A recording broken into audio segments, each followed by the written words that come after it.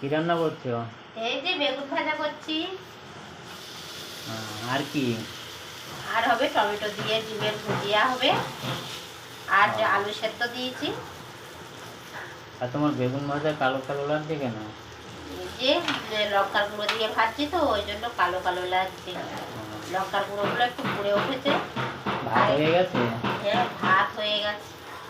আর কি করবে? আর এই যে টমেটো আর ডিমের ভুজিয়াটা হয়ে গেলে হয়ে যায়।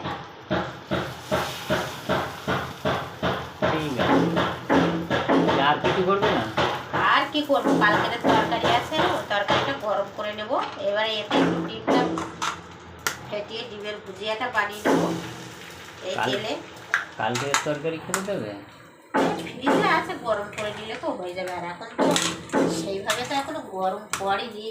তাহলে ফ্রিজটা কিনেছো কেন অত টাকা দিয়ে? ফ্রিজের তরকারি খাবে না তাই? আর ডিমগুলোকে কি বানাবে? এই যে ডিমের ভুজিয়া বানিয়ে নেবো, নিয়ে তারপর টমেটো দিয়ে দেবো।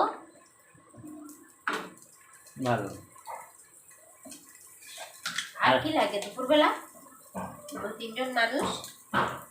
আর কিছু বানাবে না? না, আর কিছু আজকে হবে না।